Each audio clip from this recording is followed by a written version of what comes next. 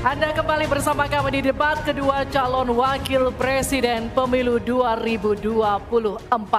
Ini adalah segmen terakhir di debat kedua malam hari ini. Ya, di sesi ini sebelumnya kita undang untuk hadir di depan podium Pak Muhaimin, undang kembali Pak Gibran. Kami masih menunggu Pak Mahfud. Silakan maju ke podium. Silakan. Pak Mahfud nampaknya berganti pakaian. Baik, kita tunggu. Ini adalah sesi terakhir di mana kita akan, mohon tenang.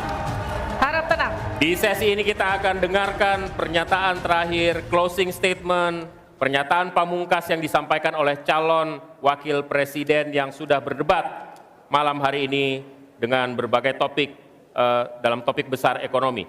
Kesempatan pertama kami berikan kepada calon wakil presiden nomor urut 1 Bapak Muhaimin Iskandar untuk menyampaikan pernyataan penutup. Waktu Anda 2 menit. Terima kasih. Sarung adalah simbol kesetaraan dan keadilan. Sarung itu lembut, tapi di tangan orang yang baik bisa jadi selepet atas ketidakadilan dan kecurangan. Yang tidak ada dalam kebijakan ekonomi kita saat ini adalah keberanian untuk mewujudkan aturan main yang adil dan keberanian untuk berpihak kepada rakyat. Itulah kenapa kami menggagas Slepetnomics sebagai solusi ekonomi kita. Segala ketidakadilan kita selepet. Slepetnomics adalah gagasan ekonomi yang sudah diuji oleh para pakar dan berbasis pada pengalaman batin dan juga pengalaman rasa. Ke depan, proyek yang menyedot begitu banyak uang rakyat hanya untuk memenuhi selera tertentu, kita harus selepet. Kita hadirkan perubahan berupa pemerataan dan pembangunan kota-kota dan desa-desa di seluruh Indonesia. Ke depan, kecurangan pembuat aturan yang merangkap sekaligus pemain bisnis harus kita selepet. Kita bangun kesetaraan bagi semua pelaku usaha untuk maju bersama. Dengan Slepetnomics kita pastikan pembangunan ekonomi Indonesia dikerjakan pakai hati, pakai otak. Sekali lagi, pembangunan Indonesia dilaksanakan pakai hati, pakai otak. Mari kita berdoa, semoga insya Allah saya dan Mas Anies memimpin Indonesia, kita kerjakan pembangunan dengan menggunakan pakai hati, pakai otak.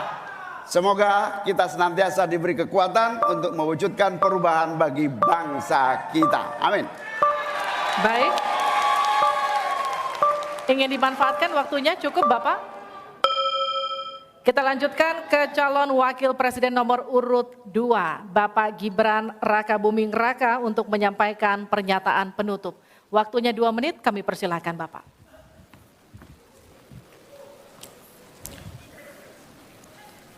Indonesia ini negara besar. Kita harus bersyukur di tahun 2020 sampai 2030 nanti kita akan mendapatkan bonus demografi.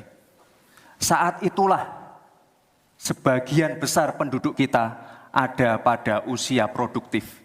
Ini kesempatan kita untuk meningkatkan produktivitas nasional. Peluang untuk menuju Indonesia emas makin terbuka lebar. Tapi Bapak Ibu yang saya hormati, teman-teman sesama anak muda, ingat, kesempatan ini hanya datang sekali. Kesempatan ini tidak akan terulang lagi. Untuk itu kita harus kerja keras, kerja fokus, berani melakukan lompatan. Saya ucapkan terima kasih kepada Pak Prabowo yang sudah memberikan saya kesempatan untuk ikut andil dalam kontestasi ini.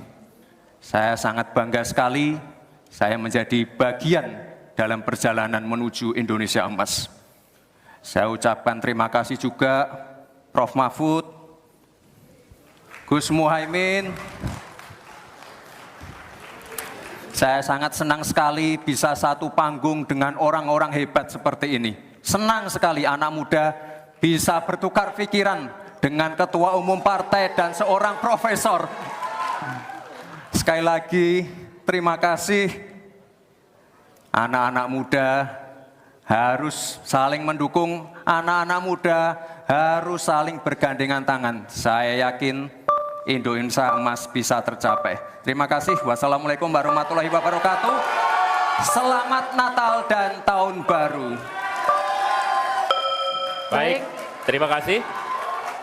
Harap tenang, kita Kita masih melanjutkan. dalam sesi, mohon tenang. Waktu belum selesai. Kami persilakan selanjutnya calon wakil presiden nomor urut 3 Bapak Mahfud MD untuk menyampaikan pernyataan Saudara-saudara seluruh bangsa Indonesia, kami Ganjar dan Mahfud ingin memastikan untuk menyelenggarakan negara yang bersih melalui penegakan hukum tanpa pandang bulu.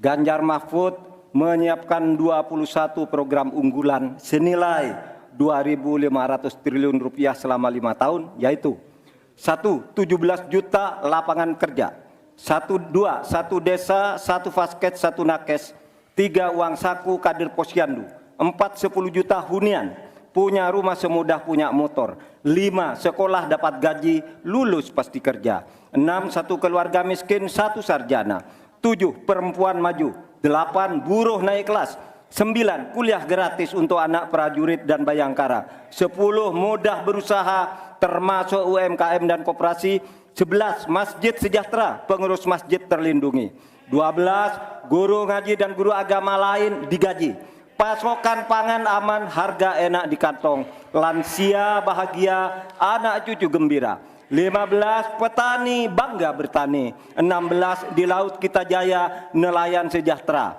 17 disabilitas mandiri berprestasi, 1 desa 1 mobil akses, 18 internet super cepat, gratis dan merata, 19 bansos pasti lanjut tapi harus tepat sasaran, 20 sikat KKN, dan terakhir KTP Sakti.